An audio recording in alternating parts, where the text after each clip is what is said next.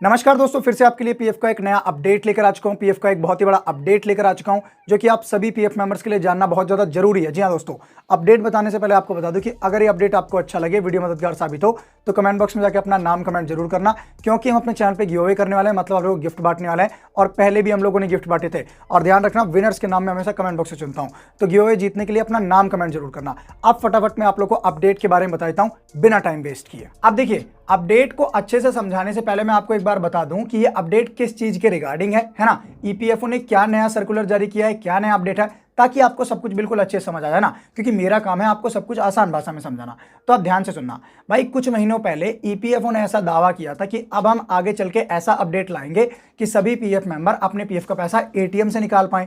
आपको पता है ना, सभी लोग बेसब्री से इंतजार भी कर रहे हैं कि कब वो अपडेट आए और कब हम अपना पीएफ का पैसा एटीएम से निकाल पाएं। सेकंड नंबर चीज, ऐसा भी कहा गया था कि वो पैसा यूपीआई से निकाल पाएंगे, ठीक है ना, मतलब जिसका नाम दिया था ईपीएफओ 3.0। अब इस चीज का सभी पीएफ मेंबर्स को बेसब्री से इंतजार है, लेकिन अभी तक कोई अपडेट आया नहीं।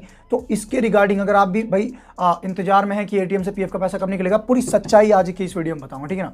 तो यहाँ पर इसी चीज को लेकर ईपीएफओ ने एक नया सर्कुलर जारी किया, सर्कुलर नंबर 97, जहां पर लिखा हुआ है name of shortlisted agencies for participation next stage of procurement process for EPFO 3.0 regarding, है ना।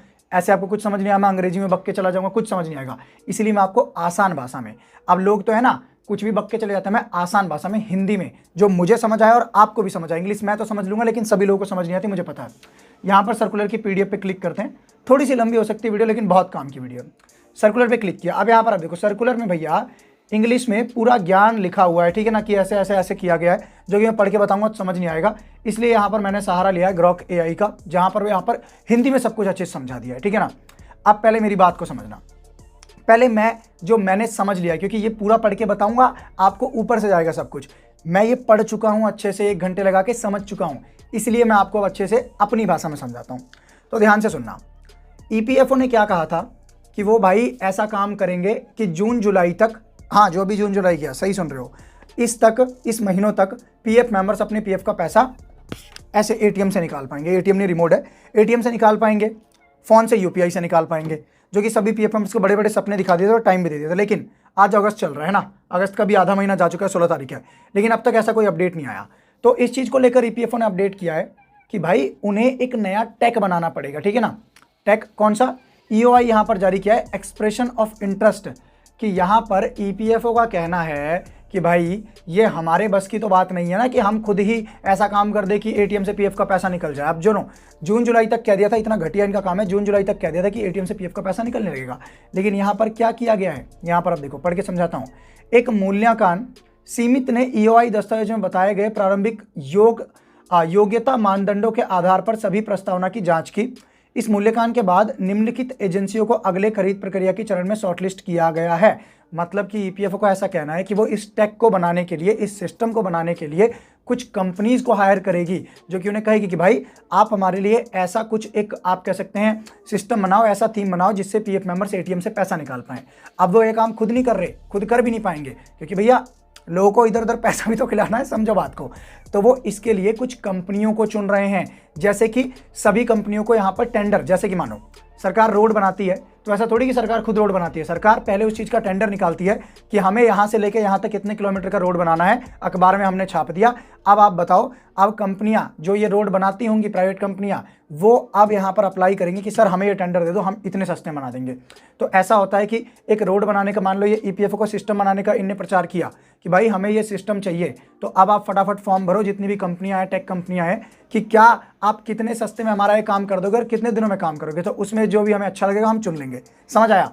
तो ऐसे में यहाँ पर इनने 3 कंपनियों को शॉर्टलिस्ट किया है जो इनके लिए यूपीआई वाला सिस्टम और एटीएम कार्ड वाला सिस्टम बना सके। पहली कंपनी इन्फोसिस लिमिटेड, दूसरी कंपनी टीसीएस लिमिटेड, तीसरी कंपनी विप्रो लिमिटेड। इन 3 कंपनियों को, उन 500,000 जितनी भी कंपनियों ने अप्लाई किया था, उनमें शॉर्टलिस्ट किया है कि इन 3 कंपनी में से ही कोई कंपनी होगी जो कि आपका यहाँ पर आप कह सकते हो एटीएम से पीएफ का पैसा निकालने वाला और यूपीआई से पैसा निकालने वाला सिस्टम बिल्ड करेगी, ठीक है ना। समझ आ गया आप लोगों को। अब इन 3 कंपनियों को चुना गया, इन 3 में से अब ईपीएफओ किसको चुने, ये कोई यहाँ पर हमें क्लियर नहीं किया जाएगा, ये अंदर अंदर की बात है। यहाँ पे मेंशन भी किया गया कि शॉर्टलिस्ट की गई एजेंसियों को अपने शॉर्टलिस्ट होने की स्थिति को विज्ञापन या प्रकाशित नहीं करना चाहिए। मतलब ना तो वो कहीं ऐड कर सकते हैं कि ईपीएफओ के लिए काम कर रहे हैं, ना वो कहीं बता सकते हैं, सब कुछ बिल्कुल सीक्रेट, कीप क्वाइट रखना है, बिल्कुल ठीक है।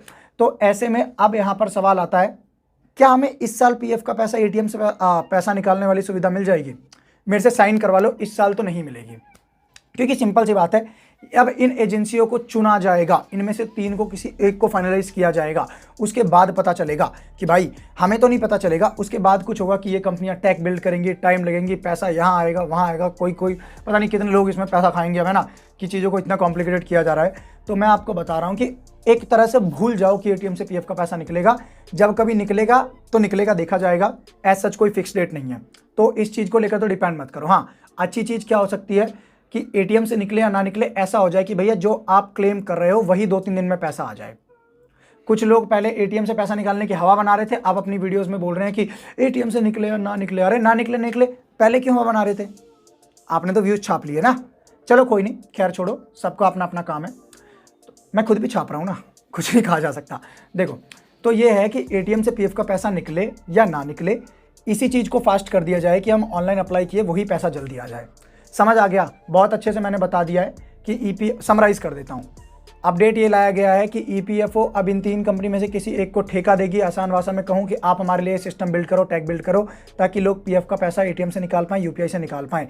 अब ये साल भर में हो, 2 साल में हो, 3 साल में हो, 5 साल में हो, कोई नहीं पता, जब भी होगा पता चल जाएगा। आपका कोई घाटा नहीं, हमारा कोई घाटा नहीं, फायदा भी कुछ नहीं है भाई। सिंपल सी बात है, पीएफ सेविंग के लिए होता है यार, भविष्य निधि। ऐसा थोड़ी है मन करे एटीएम से पैसा निकाल पाऊँ। समझ आ गया? ऐसे तो लोग वैसे ही अपना पीएफ का पैसा निकाल के खा जाते हैं, इन्वेस्टमेंट तो कुछ भी नहीं है, तो ऐसे और खा जाएंगे। तो ये सिस्टम मेरी तरफ से बेकार है। ठीक है, वीडियो अपडेट पूरा अच्छे से बता दिया। वीडियो अच्छे लगे चैनल को सब्सक्राइब जरूर करिएगा। धन्यवाद दोस्तों।